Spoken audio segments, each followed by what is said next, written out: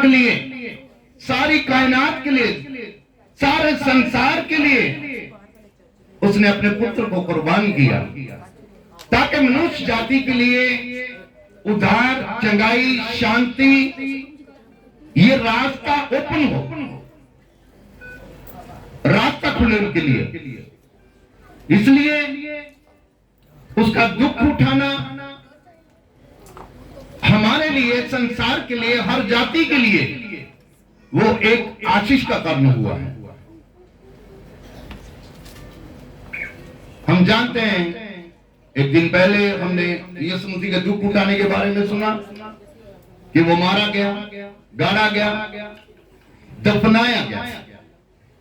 जब यीशु ने आखिरी शब्द कहा और कहा, है पिता, मैं अपना आत्मा तेरे हाथों में सौंपता हूं, ये कहकर उसने प्राण त्याग दिए। ये बहुत बड़ा एक एक्सीडेंट था, बहुत बड़ी एक दुर्घटना थी उस समय, उस जमाने में। और जब ये सब हो गया, सब चेले, सब लोग जो यीशु मसीह के प्रति प्रेम करने वाले थे, लिखा है वो सब भाग गए, तितर बितर हो गए। उस दुख की घड़ी में कोई उसके साथ ना रहा। लेकिन आज बाइबल में से मैं आपको एक ऐसा चेला बताऊंगा जिसको आपने पढ़ा तो होगा, लेकिन उसको चेलों की गिनती में कभी नहीं लाया होगा। बाइबल कहती है वो भी एक यीशु का एक अच्छा चेला था। उसका नाम भी यूसुफ था और रहने वाला अरमितिया का था। वो अरमितिया का रहने वाला यूसुफ। जब सब लोग भाग गए और ये यूसुफ उस टीम का एक सदस्य था, उस राजा की टीम का एक सदस्य था जिसमें यीशु मसीह को दोषी ठहराया जा रहा था और उसको क्रूस की सजा दी जा रही, उसको कोड़े मारने की सजा दी जा रही थी। ये अंदर ही अंदर सब कुछ वाकया को देखता पर उनके फैसलों पे खुश नहीं होता। इसकी प्रॉब्लम एक रही होगी क्योंकि ये उस टीम का एक सदस्य था, इसलिए शायद ये अकेला ही था जो यीशु मसीह पे विश्वास करता था। लेकिन डर के मारे उन्हें रोक ना पाया, रोक ना सका।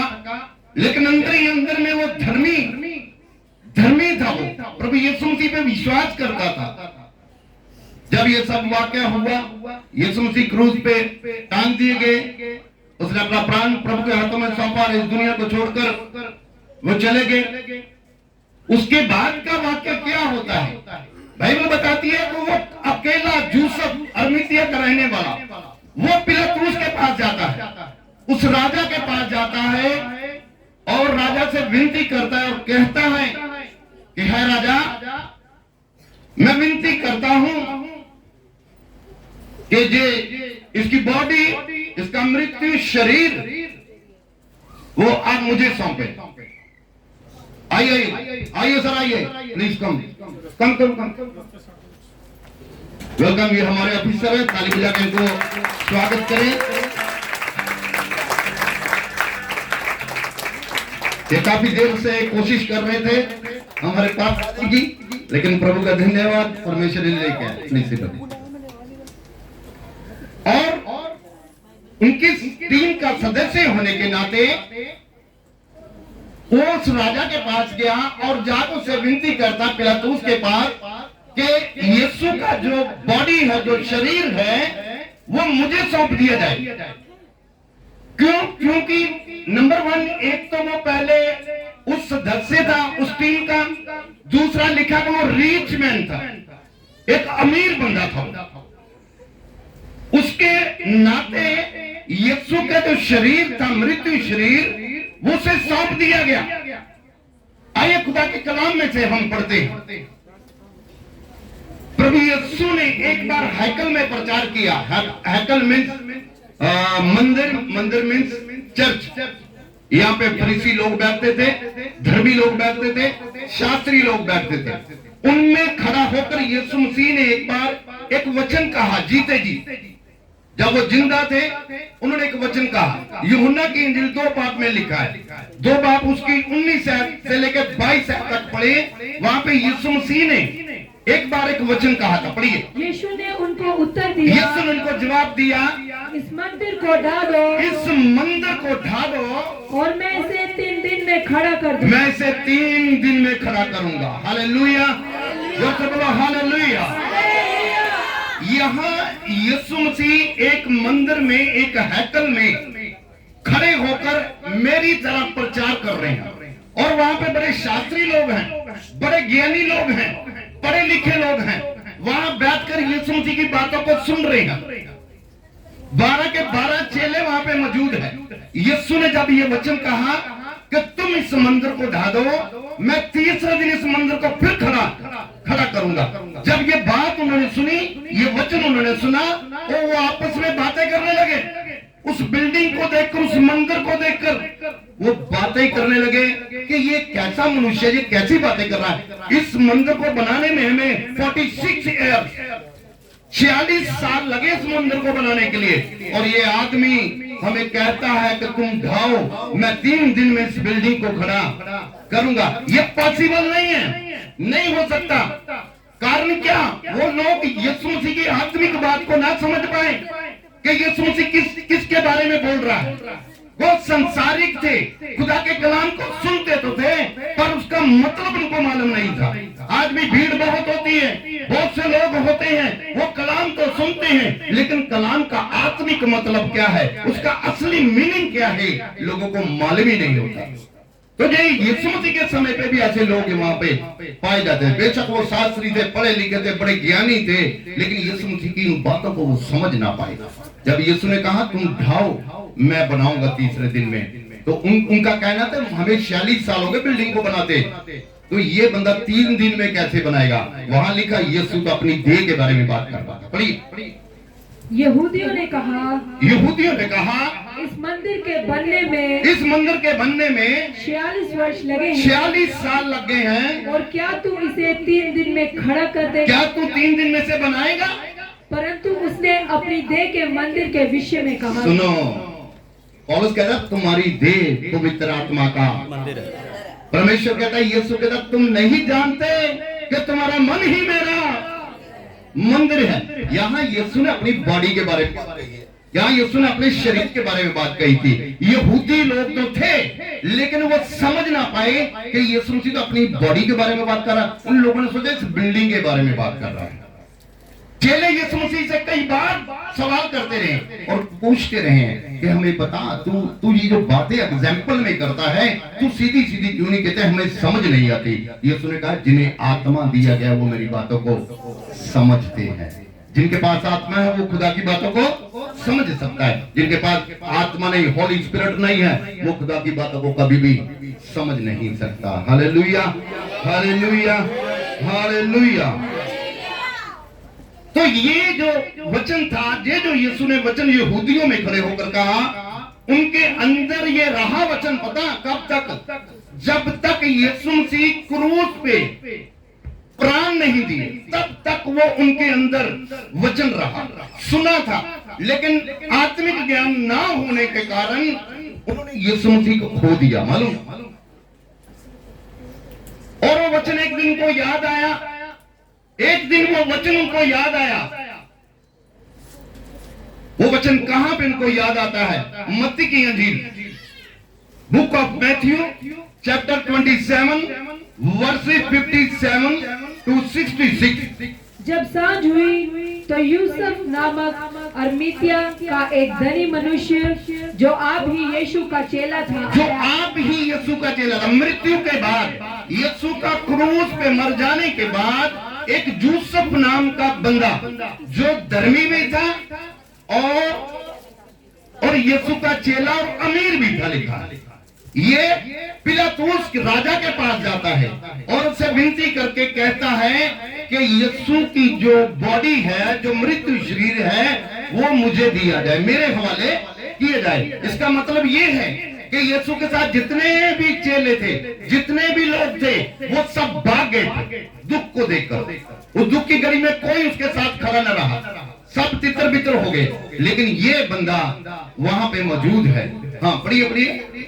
उसने पिलातुस के पास जाकर यीशु का शव मांगा। यीशु का शव मांगा। इस पर पिलातुस ने दे देने की आज्ञा दी। दे देने की आज्ञा दे दी। यूसुफ ने शव लिया। यूसुफ ने शव ले लिया, उसे उज्जवल चादर में लपेटा और एक उज्जवल सफेद चादर में लपेटा, और उसे अपनी नई कब्र में रखा। इस बात पे गौर करें, इस बात पे गौर करें, जो लिखी है, ये जो पढ़ रही है जो बेटी है, उसने लिखा सफेद चादर में बॉडी को लपेट कर अपनी कब्र में रखा। बोलो अपनी कब्र में, अपनी कब्र में। हम लोगों में जितने भी यहाँ पे बैठे, किसकी जिंदे जी कब्र है किसी की कब्र मरने के बाद बनाई जाती है। लेकिन उस जमाने में, उस समय में जो रिच मैन रहता था, जो अमीर बंदा रहता था ना, तब ये जैसे आज मिट्टी की अच्छी सी जगह देखकर कब्रें निकाली जाती है, वहां उस जमाने में नहीं, जब लोग पहाड़ों पे पत्थरों में कब्रों को खोदा करते थे, और जो पैसे वाले थे वो एडवांस में अपनी कब्र बना के रखते थे। तो ये अरमीतिया का जो यूसुफ था, इसने पहले यीशु मसीह का शव मांगा, विनती की, और उसको बड़ी इज्जत के साथ कफन में सफेद चादर में लपेटकर जो कब्र उसने अपने लिए खुदवाई थी, उसमें उसको रख दिया। ये क्या सिखाती है, ये बात क्या सिखाती है मालूम? क्या सिखाती है? यीशु को कुछ देना, यीशु को कुछ देना। उसने अपना हिस्सा यीशु मसीह को दे दिया है। Hallelujah, hallelujah. आज हम जो भी करते हैं अपने लिए करते हैं, चाहे हम अमीर हैं चाहे हम गरीब हैं, जो भी करते हैं अपने लिए ही करते हैं। लेकिन इस बंदे को देखो, ये अमीर तो है, लेकिन कितनी इंपॉर्टेंट चीज है जो इसने यीशु मसीह को दे दी है। कितना मुबारक इंसान है जिसने परमेश्वर के पुत्र को वो स्थान दिया है कि उसने अपनी खुदवाई, अपने लिए कब्र खुदवाई हुई यीशु मसीह को दे दी है। और लिखा है खुदा के कलाम में, जब उसने चादर लपेटकर वो कब्र जो उसने अपने लिए खुदवाई, उसमें यीशु मसीह को रख दिया, शव को रखकर उसके आगे जमाना था, वो जमाना था। आज लोग क्या करते हैं, दफना के मिट्टी ऊपर डालते हैं, लेकिन उस जमाने में मिट्टी नहीं डाली जाती थी। पहले तो कब्रें पत्थर से निकाली, पत्थर को खोद कर निकाली जाती थी। फिर जब कब्र तैयार हो जाती थी, बॉडी को अंदर रखा जाता था, उसके बाद में कब्र के मुंह के आगे एक भारी पत्थर रख दिया जाता था। सबके आगे रखते थे, लेकिन जो यीशु मसीह की कब्र के ऊपर पत्थर रखा गया था ना, मुंह के आगे, वो बहुत बारी लिखा, बहुत बारी था, जिसे कोई हिला भी नहीं सकता था। तो वो पत्थर रख के ये इंसान अपने घर को चला गया। इसने क्या किया? पुण्य किया। मालूम इसने क्या कर दिया? पुण्य कर दिया। पुण्य कैसे कर दिया? एक तो ये धर्मी है, दूसरा ये चेला है यीशु मसीह का, तीसरा खुदा ने से पैसे की बड़ी आशीष दे रखी है, फिर इसके पास वो दिल भी है कि वो खुदा को दे। इसने खुदा को दिया, परमेश्वर के पुत्र के लिए अपनी जगह उसे दी है, और बड़ी इज्जत के साथ उसे दफनाकर वो चला जाता है। जब चला जाता है, उसके बाद में ये वाकया शुरू होता है।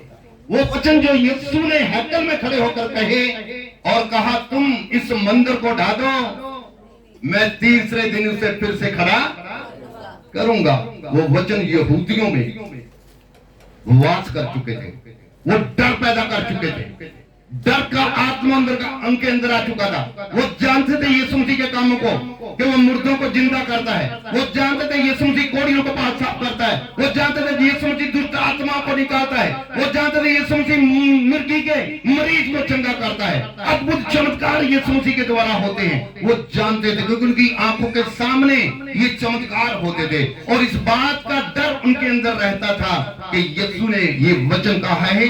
जब यीशु क्रूस पे प्राण त्याग दिए, अपना आत्मा परमेश्वर के हाथों में सौंप दिया, और उसके प्राण छोड़ के चले गए, दफनाया गया। दफनाने के बाद ये वाकया शुरू होता है। दफनाने के बाद वो कहानी नहीं याद आती है, वो वचन नहीं याद आता है। मरियम मगदलिनी और दूसरी मरियम वहां कब्र के सामने बैठी थी। हाँ, दूसरे दिन जो तैयारी के दिन के बाद का जो तैयारी के दिन के बाद का दिन था, प्रधान याजकों और फरीसियों ने पिलातुस के पास इकट्ठा होकर कहा, हे महाराज, हमें स्मरण है कि उस बरमाने वाले ने जब वह जीवित था कहा था, मैं तीसरे दिन के बाद जी उठूंगा। देखा कब इन लोगों को याद आया ये वचन? जब यीशु ने प्राण, ये इकट्ठे होके जुलूस लेकर गए हैं, वहां पे डेपुटेशन लेकर गए हैं और कहने लगे, महाराज राजा जी, हमें मालूम है वो बहरूबिया लिखा है यहाँ पे, है ना, गुमराह करने वाला। ये गुमराह करने वाले ने कहा, अगर वो गुमराह करने वाला, तुम क्यों गुमराह हुए? तुम्हें क्यों डर पैदा हो गया कि यीशु ने कहा है कि मैं तीसरे दिन फिर खड़ा करूंगा ऐसे मंदिर को तुम ढा रहे हो? जिसको वो डर उन्हें सता रहा था और जाके राजा से कहते हैं कि हमें याद है उसने कहा था हैकल में खड़े होके कि मैं तीसरे दिन फिर से जी उठूंगा। तो महाराज हमें आज्ञा दे कि हम जाके इसकी कब्र पर पहरा लगाएं। आज इतिहास गवाह है, दुनिया में कोई भी अमीर मर जाए, गरीब मर जाए, राजा मर जाए, फकीर मर जाए, किसी भी कब्रों पे पहरे नहीं लगते। घरों में पहरा लग सकता है, देश में पहरा लग सकता है, लेकिन किसी की कब्र पे कोई भी पहरा नहीं। जो मर गया वो खत्म, कहानी खत्म, समझ गए? लेकिन इनको वो वचन सता रहा, वो डर सता रहा है कि कहीं ऐसा ना हो जाए जो यीशु ने कहा है वो पूरा हो जाए। उन्होंने जाकर विनती की है राजा से, पिलातुस से, और कहने लगे हमें आज्ञा दे कि वहां पे हम सिपाहियों का पहरा लगाए। राजा ने कहा जाओ, जाकर जैसी तुम्हारी मर्जी, तुम्हारे पास बहुत से पहरुए हैं, बहुत से सिपाही है, जाकर अपनी समझ के अनुसार वहां पे तुम पहरा लगा दो। तो उस कब्र पे, यीशु मसीह की कब्र पे दिन रात का पहरा लगाया गया, दिन और रात का 24 घंटे अलर्ट सिपाही रहते थे, क्योंकि लिखा है कि कहीं ऐसा ना हो कि उसके चेले रात को आए और उसे कब्र से उठाकर ले जाएं और कहें कि यीशु जी उठा है। बाइबल सबूत देती है इस बातों का, बाइबल सबूत देती है इन बातों का कि उन्होंने जाकर रिक्वेस्ट की है कि कहीं ऐसा ना हो कि चेले लाश उठा के ले जाएं और कहें कि यीशु जिंदा हो चुका है, इसलिए पहरा लगाया जाए। तो यकीन मानो वहां पे आप वचन को पढ़ते हैं, वहां यीशु मसीह की कब्र पे पहरा, बहुत सख्त पहरा वहां पे लगाया गया। हाँ, बड़ी शाबाशी। अतः आज्ञा दे कि तीसरे दिन तक कब्र की रखवाली की जाए। कितने दिन तक? यीशु ने कितने दिन का अल्टीमेटम दिया था? ये 3 दिन उन्हें सता रहे हैं, चौथा दिन नहीं मांगा लेना, बस सिर्फ 3 दिन। प्रभु चौथे दिन तो पता चल ही जाएगा कि ये वाकई खुदा था, या खुदा का पुत्र था, या चमत्कारी था, या नहीं था, ये सामर्थी था, या नहीं था। 3 दिन के लिए तो हमें आज्ञा दे कि 3 दिन पहरा लगाए। तो राजा ने उन्हें हुक्म दिया, जाओ और जाके अपनी समझ के अनुसार पहरे लगाओ। हाँ, अतः वे पहरुओं को साथ लेकर गए और पत्थर पर मोहर लगाकर कब्र की रखवाली की। पत्थर पर मोहर लगाकर, मालूम मोहर किस लिए लगाई जाती थी? वो समझ लो राजा का फरमान होता था, जिस चीज पे राजा की मोहर लग जाती थी ना, वो कानून कभी तोड़ा नहीं जाता था। जो तोड़ता था उसे दंड दिया जाता था, मौत की सजा दी जाती थी। उस पत्थर पे मोहर लगा दी गई कि जब तक राजा का हुक्म ना हो तब तक ये पत्थर कोई हटाएगा नहीं। तो दिन रात वो सिपाही जो सैलरी लेते थे, पैसा लेते, कमाई उनकी जॉब थी, अगर वो जरा सी कोताही करते, अगर वो जरा सी गलती करते तो उन्हें डिसमिस किया जा सकता था, नौकरी से निकाला जा सकता था। उनको अपनी नौकरी का डर था, इसलिए दिन रात वो अपनी आंखों को, अपने ध्यान को उस कब्र के मुंह पे रखे पत्थर को देखते रहते थे। दिन रात ना सोते थे, वो देखते रहते थे कि कोई ऐसा ना हो चेला कोई आए और उठा के ले जाए और बाद में हमारी नौकरियां चली जाए, हम डिसमिस हो जाएं, हमारे बच्चे भूखे मर जाएंगे। बड़े सवाल उनके अंदर होंगे। हम भी एक स्पोर्ट डिवीजन की डिपार्टमेंट में काम करते हैं, हम जरा भी कोताही नहीं काम कर सकते। हम जरा सी भी गलती करेंगे हमारे लिए एक मुसीबत खड़ी हो सकती है, मालूम। तो वो पहरेदारों का एक डिपार्टमेंट था, सिपाहियों का, और राजे की मोहर थी। जो राजा के खिलाफ काम करेगा वो मार दिया जाएगा। इसलिए बड़ी बड़ी चौकसी से वो लोग पहरा देते थे। अपनी इसको समझ। लूका लूका 23:50 से लेकर 56 तक। बुक ऑफ लूका की अंजील उसका 23:50 से 56 तक। वहाँ यूसुफ नाम का महायाजक का एक सदस्य था जो सज्जन और धर्मी पुरुष था और उसकी योजना और उसके इस काम से प्रसन्न ना था। देखा, वो खुश नहीं था। वो उस टीम का सदस्य था, पर जो फैसला यहूदियों के प्रेशर से दिया गया वो उससे खुश ना था। हाँ, वह यहूदियों के नगर अरमीतिया का रहने वाला और परमेश्वर की राज्य की बाट जोने वाला था। उसने पिलातुस के पास जाकर यीशु का शव मांगा और उसे उतारकर मलमल की चादर में लपेटा और एक कब्र में रखा जो चट्टान में खुदी हुई थी। और उसमें कोई कभी न रखा गया था। कोई कभी न रखा। ये एडवांस कब्र थी जिसमें कोई रखा नहीं गया। पुरानी कब्र नहीं, न्यू कब्र थी और उसने अपने लिए कब्र मार रखी थी। वह तैयारी का दिन था। वो तैयारी का दिन था और सबत का दिन आरंभ होने पर था। उन स्त्रियों ने जो उसके साथ गलील में मरियम मगदलिनी और दूसरी मरियम, ये दोनों उस वाक्यों को देख रही थी जिस दिन यूसुफ अरमीतिया के यूसुफ ने यीशु मसीह की बॉडी जिस कब्र में रखी, सिर्फ 2 औरतें उस कब्र की पहचान करती थी, मरियम मगदलिनी और दूसरी मरियम। ये दोनों ने अपनी आंखों से उस वाक्यों को देखा। किसी चेले ने इस चीज को नहीं देखा कि यीशु को कहां रखा गया है। हाँ?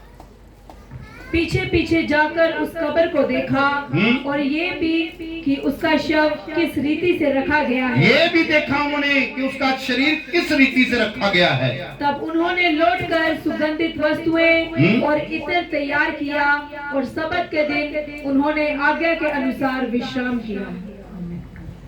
वो लौटी और तीसरे दिन का इंतजार किया। और इन 2 दिनों में क्या किया मालूम? उन्होंने सुगंधित वस्तुएं। उस जमाने में शायद जब कोई एक नामी बंदा जिसका नाम होता था, जब वो मर जाता था ना, तो उसकी बॉडी को बड़े अच्छे मसाले वगैरह लगा के रखते ताकि काफी देर तक उनकी बॉडी सुरक्षित रहती थी, वो खराब नहीं थी, स्मेल नहीं मारती थी। तो यीशु मसीह के साथ भी इन औरतों ने कैसा प्रेम दिखाया कि ये दोनों मरियम मगदलिनी और दूसरी मरियम ये जाकर एक अच्छे सुगंधित वस्तुओं को, मसालों को मिलाकर और ये वहां तैयारी करती है 2 दिन के। मुझे तीसरे दिन वहां जाना है और जाकर उसकी बॉडी को मुझे चेक करना है कि यीशु को कहां रखा। ये पहचानती है कब्र को और इंतजार में बैठी है। और इंतजार जो करता है परमेश्वर से जरूर मिला देता है। जो इंतजार में रहता है खुदा से जरूर मिलाता है। Hallelujah, hallelujah, hallelujah. इनको ये नहीं मालूम कि यीशु मसीह जी उठने वाला है। इनको ये नहीं, इन्होंने ये वचन नहीं सुना कि मैं तीसरे दिन मुर्दों में से जी उठूंगा। केवल चेलों ने सुना हुआ था, यीशु ने उनको भी कह रखा था, लेकिन इनको नहीं मालूम था। ये सिर्फ अपना प्रेम दिखाने के लिए तैयारी कर रही है कि हम तीसरे दिन जाएंगे और यीशु मसीह की बॉडी को, यीशु मसीह के शरीर को फिर से उसी सुगंधित वस्तुएं लगाकर कुछ दिन के लिए और रखेंगे कि उनकी बॉडी में स्मेल ना आ जाए। तो ये प्रेम था उन बहनों का यीशु मसीह के प्रति। जब ये सब हो रहा था तो 3 दिन यीशु मसीह कहां थे? कितने लोग जानते हैं बाइबल जिन्होंने पढ़ी, यीशु मसीह जब दफनाए गए 3 दिन कहां रहे? कहां रहे वो? कहां गए? अधलोक में। अधलोक। और अधलोक में क्या कर रहे थे मालूम? यीशु मसीह को कोई मारने वाला पैदा नहीं हुआ, ना को मार सकता है। मैंने परसों गुड फ्राइडे को भी आपको बताया, ये नबियों की भविष्यवाणियां पूरी होनी थी। जो वचन लिखा गया था वो पूरा न था, इसलिए ये सब कुछ हुआ है। अगर वो ना होता तो मैं और आप आज नजात पाए हुए ना होते, मैं और आप आज उद्धार पाए हुए ना होते, मैं और आप आज शांति पाए हुए ना होते। उन्होंने इंतजार किया। जब इंतजार करती है, एक दिन वो तीसरे दिन डिसीजन लेती है। तीसरे दिन डिसीजन लेती है कि हमें यीशु मसीह को देखने के लिए जाना है, उस कब्र पे जाना है। वहां तो पहरा है, वहां पहरा है, मालूम, कोई आगे नहीं आ सकता, कोई यीशु मसीह की कब्र को टच नहीं कर सकता, क्योंकि वो 3 दिन का डर यहूदियों को सता रहा है। वो 3 दिन के बाद क्या होने वाला उनको मालूम ही नहीं है, वो भूल चुके हैं। सिर्फ एक ही डर है कि कहीं ऐसा ना हो कि चेले उसकी कब्र में से उठाकर उसकी बॉडी को ले जाएं और कहें कि यीशु जिंदा हो चुका है। ये बात उनको सता रही है। तो जी जो वहां जब ये दोनों बहनें निकलती है, लिखा पोंछ फटने से पहले, मतलब दिन चढ़ने से पहले ये कब्रिस्तान की ओर अपना रुख करती है, और अभी दिन भी नहीं चढ़ा, ये जाना शुरू करती है सुगंधित वस्तुओं को लेकर यीशु मसीह से भेंट करने के लिए। जब जा रही है, ये आपस में बातें करती है, आपस में बात कर रही है, हम चल तो पड़े, लेकिन जो कब्र के आगे पत्थर रखा है वो बहुत भारी है। कौन हमारे लिए पत्थर को दूर करेगा, कौन पत्थर को हटाएगा? मैं आपको बताना चाहता हूं, पत्थर रुकावट दर्शाता है। कहीं नींव के नीचे पत्थर आ जाए तो आपको मालूम है कितनी मेहनत करनी पड़ती है। पत्थर रास्ता रोकता है। तो उन्होंने एक विश्वास किया, हम चल तो पड़े, लेकिन हमारे लिए पत्थर को कौन हटाएगा? चलना है, पत्थर हटे जा ना हटे, मुझे कब्र पर यीशु को देखने जाना है। हालेलुया।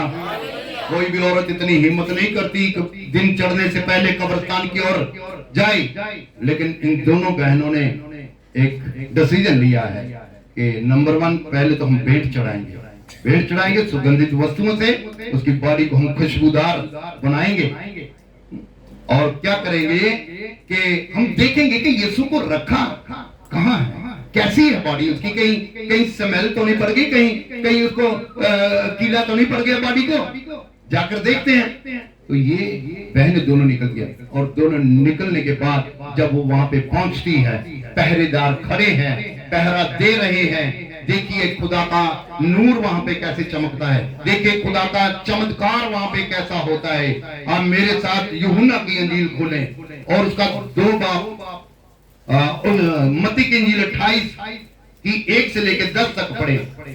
मत्ती की इंजील सबत के दिन के बाद, सप्ताह का पहला दिन, पोंछ फटते ही मरियम मगदलीनी और दूसरी मरियम कब्र को देखने आई। और देखो एक बड़ा भूकंप हुआ। Hallelujah, hallelujah. क्या हो गया है? यह भूकंप किनको दिखाई दिया है? मरियम मगदलीनी और मरियम को एक बड़ा भूकंप दिखाई दिया उन्हें। जमीन डोलने लगी, पृथ्वी हिलने लगी, वो चट्टाने यहाँ पे मुर्दे दफनाए जाते थे, वो सारी चट्टाने तिड़कने लगी। ये वाकया उन 2 बहनों ने देखा है। आप पढ़िए। क्योंकि प्रभु का एक दूत स्वर्ग से उतरा। कौन उतरा स्वर्ग से? प्रभु का एक स्वर्गदूत स्वर्ग से उतरा और पास आकर पत्थर को रुका दिया। उसने पत्थर को पीछे कर दिया। हालेलुया। मैंने आपको बताया पत्थर क्या दर्शाता है? रुकावट। पत्थर रुकावट दर्शाता है। ये रुकावट 3 बहनों के आगे। याद रखो, जब तक आपके अंदर ईमान का आत्मा है, यदि आप ईमान के साथ चलते हैं तो कोई रुकावट आपको रोक नहीं सकती। यीशु मसीह के सामर्थी नाम से प्रभु अपने दूतों को आपके लिए मददगार करके भेज देगा। खुदा अपने स्वर्ग दूतों को आपके लिए आज्ञा देगा कि जाओ और तुम्हारी वो रक्षा करेगा। खुदा ने अपने दूत को भेजा और उसने क्या किया? आकर पत्थर को हटा दिया। जब पत्थर हट गया, जो पहरेदार थे क्या उनको आवाज नहीं आई? जो पहरेदार थे क्या उनकी नजर उन औरतों पे नहीं पड़ी? याद रखें, जहां परमेश्वर खड़ा होता है आपकी मदद के लिए, जहां परमेश्वर आपकी रिस्पेक्ट के लिए अपने दूतों को लगा देता है, वहां शैतान की आंखों को बंद कर देता है यीशु मसीह। Hallelujah, hallelujah. अब इनका रास्ता साफ हो गया। क्या हो गया रास्ता? जिसका डर था कि पत्थर कौन हटाएगा, खुदा ने अपने आप ही पत्थर हटा दिया। याद रखो, जब आप ईमान से चलेंगे, विश्वास से चलेंगे, विश्वास में कहेंगे, विश्वास में चलेंगे, आप कहेंगे मेरे लिए मेरा खुदा करेगा, मेरे लिए मेरा खुदा करेगा। याद रखो, परमेश्वर अपने दूतों को आपके आगे आगे चलाएगा। जैसे अब्राहम के साथ खुदा ने अपने दूतों को भेजा, और अब्राहम जब अपने बेटे को कुर्बान करने के, इसहाक को कुर्बान करने के लिए जा रहा था, उसके बेटे ने सवाल किया, पिता हमारे पास लकड़ी है, हमारे पास चाकू है, हमारे पास सब कुछ है, पर बलि करने के लिए, कुर्बानी देने के लिए तेरे पास तो कोई मेमना नहीं, कोई भेड़ नहीं है। खुदा के दास ने कहा, मेरा खुदा मेरे लिए इंतजाम। Hallelujah, hallelujah. जब आप विश्वास के साथ चल पड़ते हैं, आपका इंतजाम आपका खुदा करता है, आपका रास्ता आपका खुदा खोल देता है। Hallelujah, hallelujah, hallelujah. अब स्वर्गदूतों ने पत्थर को हटाया, ये दोनों बहनें कब्र के अंदर जाती है। अंदर के वाक्यों को देखो, क्या वहां पे क्या हो रहा है, पढ़िए। और उस पर बैठ गया, और स्वर्गदूत उस पर बैठ गया पत्थर पर। उसका रूप बिजली का सा। इसका रूप, ये उसका रूप है, खुदा के स्वर्गदूत का रूप। उसका रूप कैसा था? बिजली का। बिजली कैसी होती है? सारे अंधेरे को दूर कर देती, रोशनी करती है कि नहीं बिजली? अभी ये सारी लाइटें बंद कर दो, अंधेरा हो जाएगा, हो जाएगा ना? लाइट बंद कर दो, रात पड़ जाएगी, अंधेरा हो जाएगा। हम अंधेरे को दूर करने के लिए इतनी बड़ी लाइटें लगा रखी है कि हम एक दूसरे को दिखाई दें। अब वहां पे स्वर्गदूत जब बैठा है, इन बहनों को उस स्वर्गदूत के चेहरे पे केवल नूर ही दिखाई देता है। यहां परमेश्वर है, वहां नूर है। यीशु ने कहा, मैं जगत की ज्योति हूं, मैं जगत की ज्योति हूं, नूर हूं मैं जगत का। हाँ पढ़िए। और उसका वस्त्र पाले के समान उज्जवल था। हाँ, उसके भय से पैरुए कांप उठे। अब उसके डर से, किसके डर से? स्वर्गदूत के डर से। जो पहरेदार थे वो क्या हुआ? वो कांपने लगे, उनकी टांगे कांपने लगी, उनका दिल डरने लगा, और आंखें बंद करने लगे, जैसे कबूतर बिल्ली को देख के कर लेता है। ये हाल खुदा ने कर दिया उनका। और मृतक समान हो गए, और मरे हुए के समान हो गए, जान नहीं रही। स्वर्गदूतों ने स्त्रियों से कहा, स्वर्गदूत ने स्त्रियों से कहा, स्वर्गदूत ने औरतों से कहा, मत डरो, मत डरो, मैं जानता हूँ कि तुम यीशु को ढूंढने के लिए आई, जो क्रूस पर चढ़ाया गया था, तुम ढूंढने के लिए आई हो। वह यहाँ नहीं है। वो यहाँ, ये गवाही है किसकी? स्वर्गदूत की। किसकी गवाही है? ये जमीन पे रहने वाले बंदे की गवाही नहीं है, किसी पढ़े लिखे के इंजीनियर की गवाही नहीं है, ये किसी साइंटिस्ट की, किसी प्रधानमंत्री की गवाही नहीं है, ये गवाही स्वर्गदूत की है। Hallelujah, hallelujah. ये गवाही किसने दी है? स्वर्गदूत ने दिया। कहता, तुम यीशु को ढूंढने के लिए जो क्रूस पे चढ़ाया गया था, वो यहाँ नहीं है। इसका मतलब ये है कि क्या वो गलत स्थान पे गई है? कभी हो नहीं सकता, कभी हो नहीं सकता। अगर गलत स्थान पे चली गई तो स्वर्गदूत वहां आ ही नहीं सकता। स्वर्गदूतों को सेवा करने के लिए पिता ने अपने पुत्र के लिए रखा था। ये कभी रॉन्ग नहीं हो सकता, समझ गए? अब यहाँ वो क्या देख रही है कि एक पत्थर पे स्वर्गदूत खड़ा है, उसके चेहरे पे नूर है, और उसका वस्त्र भी उज्ज्वल है, यानी सफेद वस्त्र है, और वो बातें कर रहा है। कहता, तुम क्यों डरती हो? क्या तुम यीशु को ढूंढने आई हो, जो क्रूस पे लटकाया गया, मार दिया गया? पढ़िए उसको। वह यहाँ नहीं है, वो यहाँ नहीं है, परंतु अपने वचन के अनुसार जी उठा, परंतु अपने वचन के अनुसार जी उठा है। ये वचन यहूदियों से यीशु ने कहा था, ये यीशु ने कहा था। Hallelujah, hallelujah. ये वचन यीशु ने कहा था, तुम इस मंदिर को ढा दो, मैं से तीसरे दिन फिर से खड़ा कर दूंगा। Hallelujah, hallelujah. उसने तीसरे दिन मुर्दों में से जी उठा। और उसकी गवाही स्वर्गदूत देता है। उसकी गवाही कोई जमीनी बंदा नहीं दे रहा, उसकी गवाही स्वर्ग से आती है और स्वर्गदूत गवाही देता है। वो तो अपने वचन के अनुसार, कलाम कहता है मैं अपना वचन भेज के तुम्हें जिंदा करूंगा। उसका वचन हमें जिंदा कर सकता है। Hallelujah, hallelujah. अब यीशु तो अपने वचन के अनुसार मुर्दों में से जी उठा है। अब मुझे और आपको जीने की जरूरत है। अब मुझे और आपको ये कोशिश करनी है कि जिस दिन क़यामत आए, यीशु मसीह न्याय का तख्त यहाँ पर लगाए, हम भी मुर्दों में से जी उठे। लिखा है खुदा के कलाम में, वो कहता जितने मसीह में सो गए हैं वो पहले जिंदा किए।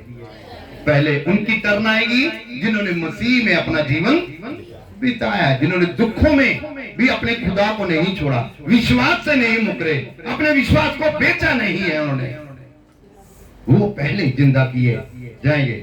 खुदा के लोगों, बहुत जरूरी है हमें इन बातों पे अमल करना, हमें तैयारी करनी है। हम शरीर में बेशक मर जाएंगे, शरीर में यीशु मसीह को भी मरना पड़ा, लेकिन मौत उसे मार ना सकी। मौत को हराने वाला केवल यीशु मसीह है। Hallelujah, hallelujah. कहते मौत भी शर्मिंदा है, मौत भी शर्मिंदा है, क्योंकि यीशु मसीह जिंदा है। Hallelujah, hallelujah. वो जिंदा था, जिंदा है और जिंदा ही रहेगा। उसे मौत कभी मार नहीं सकती। Hallelujah, hallelujah. अब के दिन, क़यामत के रोज यीशु मसीह आने वाला है। ये सबूत था यीशु मसीह के जी उठने का। स्वर्गदूत ने कहा वो अपने वचन के अनुसार जी उठा है, और अगली गवाही कि वो तुमसे मिलेगा। अब सबूत क्या है मिलने का? कोई भी किसी के लिए बोल रहा वो जी उठा, जब तक उसे देखे ना, जब तक उसके मिले ना, तो वो कैसे मान ले जी उठा? नहीं माना जाता ना। अब उसने, एक स्वर्गदूत ने ये भी कहा वो तुमसे पहले गलील में मिलेगा। कहां मिलेगा तुम्हें? आप पढ़िए आगे। आओ ये स्थान देखो जहाँ प्रभु पड़ा था। ये स्थान देखो, यहाँ उसकी बॉडी पड़ी थी। और शीघ्र जाकर उसके चेलों से कहो, जाओ उसके चेलों से कहो कि वह मृतकों में से जी उठा, वो मुर्दों में से जी उठा है, और वह तुमसे पहले गलील को जाता है। और वो तुमसे पहले जी उठने के बाद, लिखा है स्वर्गदूत ने, तुमसे पहले वो गलील शहर में जाएगा, वहाँ उसका दर्शन पाओ। वहां तुम उसका दर्शन भी, तुम देखोगे रूबरू यीशु मसीह को देखोगे। Hallelujah, hallelujah. क्या कहता है कि वो जी उठा है और तुमसे पहले वो गलील पहुंचेगा, और जाओ वो तुमसे वहां पे रूबरू बातें करेगा। ये सबूत है यीशु मसीह के जिंदा होने का, ये सबूत है।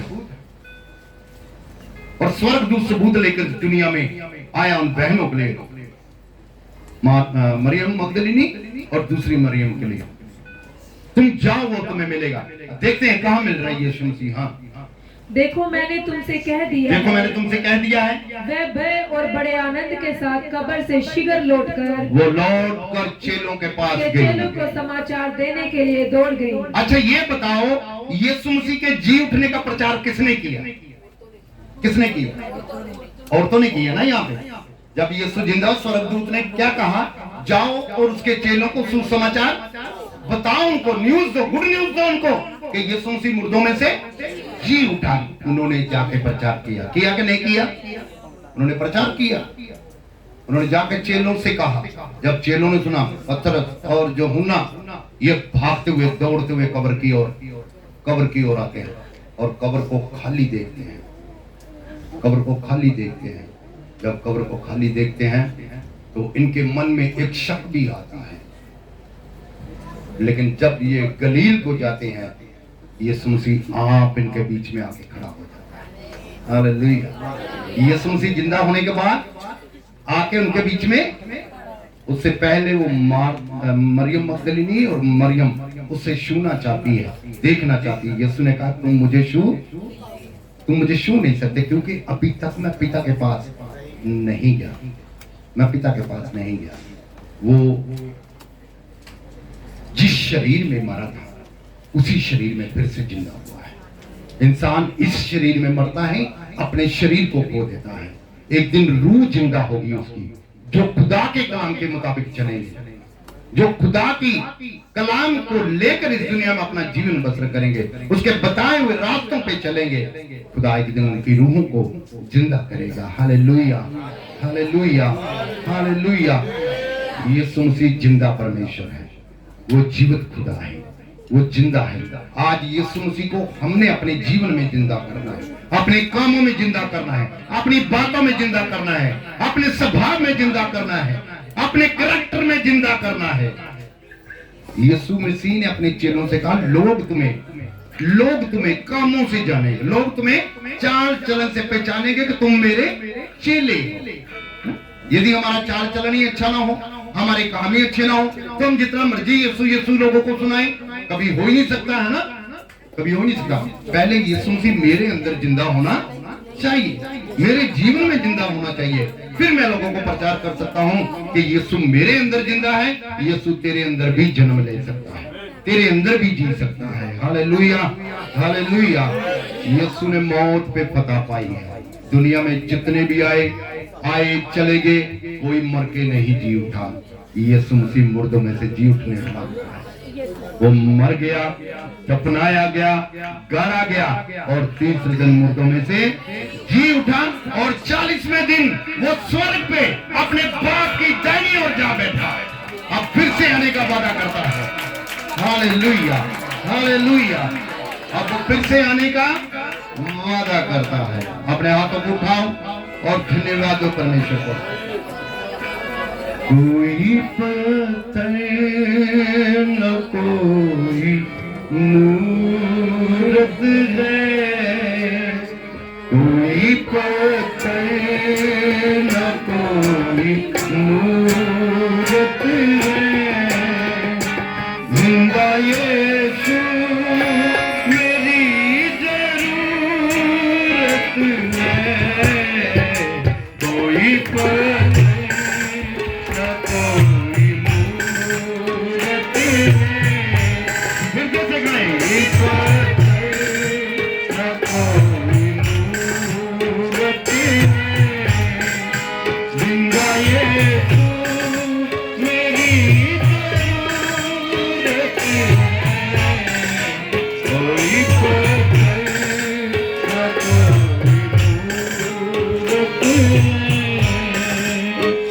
उसने मौत से फतह पाई है और उसके मानने वाले, उस पर ईमान लाने वाले भी एक दिन मौत में फतह पाएंगे, ऐसा उसका वादा है। मिला है तो मैंने जाना है, मिला है तो मैंने जाना है, उसके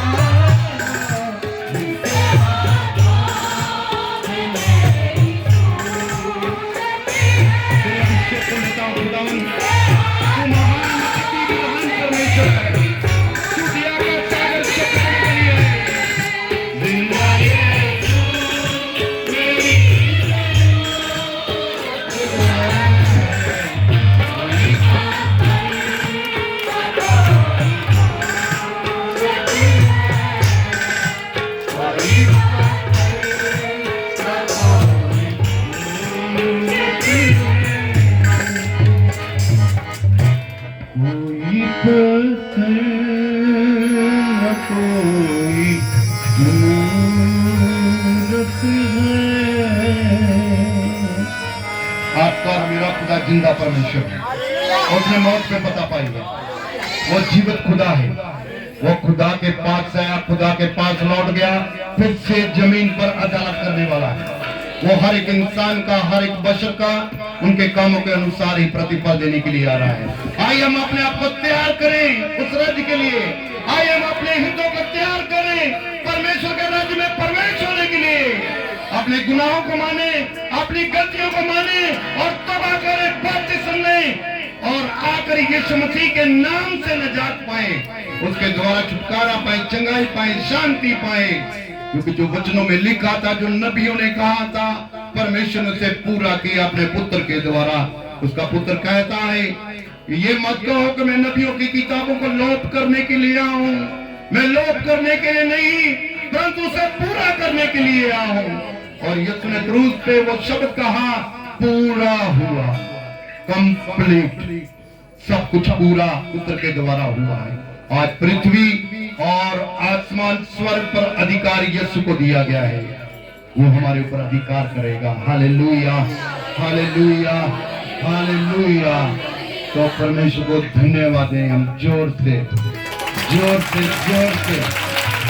उनके जी उठने की इस कहानी को आपने, जो रियल है, इतिहास गवाह है, इतिहास गवाह है इस बात का, कोई झुठला नहीं सकता। इतिहास गवाह है कि यीशु मसीह मुर्दों में से जी उठने वाला खुदा है, वो आज भी जिंदा है। इसीलिए तो मेडिकल प्रेयर से होते हैं, इसीलिए तो बड़े बड़े मेडिकल विश्वास से होते हैं, क्योंकि यीशु के द्वारा छुटकारा है, यीशु के द्वारा चंगाई है, यीशु के द्वारा ही शांति है। जो यशायाह भविष्यवक्ता ने 700 साल पहले कहा, परमेश्वर ने अपने पुत्र के द्वारा पूरा करके दिखाया है। Hallelujah, hallelujah, hallelujah. तो हम उसको धन्यवाद देते हैं, जीवित खुदा को, जिसने अपने महान कामों को हमारे बीच में कहा है। आइए हम पहले प्रेयर करेंगे। हमारे बीच में जनाब गुलाम रसूल साहब हैं, हम इनके लिए मिलकर दुआ करेंगे। बड़े समय से आज को हमारे पास आने की, लेकिन खुदा ने आज हमें मौका दिया है। हम सौभाग्यशाली हैं कि खुदा ने अपने बंदे को, बहुत धर्मी है और खुदा के डर में चलने वाले हैं ये। मेरी अक्सर बातें इनसे होती रहती है, डिपार्टमेंट इनके साथ में ज्यादा उठता बैठता हूँ। हर रोज शेयर करते हैं हम प्रभु के बारे में, खुदा के बारे में हम बातें करते हैं, तो कुछ मुझे सीखने के लिए मिलता है, कुछ इनको मुझसे सीखने के लिए मिलता है। तो धन्यवाद दो परमेश्वर का कि खुदा ने ऐसे लोग पृथ्वी पर रखे हैं जो प्रभु का भय मानते हैं और खुदा के डर खौफ में चलते हैं। डरने वाला ही खुदा से आशीष पा सकता है। खुदा का दास दाऊद कहता, धन्य वह जो यहोवा का भय, जो खुदा का डर मानता है, जो खुदा का डर मानता है, जो खुदा पे भरोसा रखता है। ये लोग मुबारक हैं।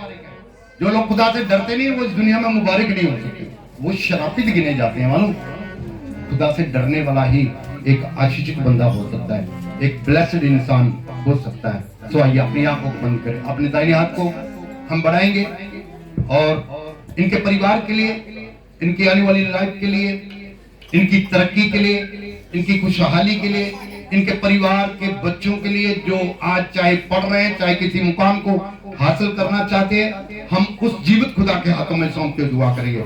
खुदा बाप, हम अपने भाई को तेरे हाथों में सौंपते और विनती करते, इसके परिवार को तेरे लहू में छुपाते और कवर करते हैं। खुदावन, तेरे कोड़े खाने से हम चंगे होते हैं। प्रभु जी, आज तेरे कलाम की बातों को प्रभु इन्होंने अपने कानों से सुना है। तेरे कलाम में लिखा, धन्य है वह जो इस विश्ववाणी की किताब को पढ़ता और सुनता और इसमें लिखी हुई बातों को मान लेता है। खुदा बाप, आज हम मानते हैं, क्योंकि हमने देखा नहीं लेकिन हम विश्वास करते हैं प्रभु, आपने इस पृथ्वी पे जन्म लिया, आसमान को छोड़कर जमीन पर आए और मनुष्य जाति के लिए माफी का रास्ता खोला, उद्धार का रास्ता खोला, शांति का रास्ता खोला, चंगाई का रास्ता खोला, तरक्की का रास्ता खोला। हम धन्यवाद देते हैं प्रभु, इस भाई के परिवार पर तेरी दया, उनके बच्चों पर तेरी दया, इनके बिजनेस के फाइनेंस पर आपकी दया, उनके शरीरों पर तेरी दया हो, इनकी प्राप्ति पर आपकी दया हो। शैतान की हर एक चालाकी जो उनके खिलाफ है, मैं यीशु मसीह के नाम से कैंसिल करता हूँ। तेरे अनुग्रह को खोलता हूँ खुदावन, इस परिवार को अपने अनुग्रह में छुपा ले। दुष्ट की ताकतों से, अंधकार की शक्तियों, बुरी बीमारियों से बचाना, सुरक्षा देना। आने वाले दिनों में खुदावन ये परिवार दिन चुगना रात चुगनी बरकत पाए पिता परमेश्वर। हर जरूरतों को इनकी पूरा करना, इनका यहाँ पर आना हमारे लिए एक बड़ी आशीष का कारण हो पिता। हम धन्यवाद देते हैं जो तेरे लिए समय निकालता प्रभु, आप भी उनके लिए समय निकालते हैं। इन्होंने जो समय दिया है तेरे कलाम में लिखा है परमेश्वर अन्याय नहीं, जो तुम्हारे प्रेम और काम को भूल जाए। खुदा इन्होंने जो किया है इसका बड़ा प्रतिफल इस परिवार को देना। इनके द्वारा ये परिवार प्रतिदिन बढ़ता जाए, तरक्की पाए, खुशहाली पाए। परमेश्वर एक बड़ी टेस्टमनी इनके जीवन में होगा। हम धन्यवाद है, अपनी शांति इस परिवार में दे रखना खुदावन, दुष्ट की ताकतें कभी नहीं परेशान ना कर पाई। हम तेरे नाम से दुआएं खैर देते हैं और इस परिवार को ब्लेस करते हैं। पिता पुत्र पवित्र आत्मा इनके साथ हमेशा रहे, यीशु मसीह के नाम में। आमीन आमीन। Hallelujah, hallelujah, hallelujah.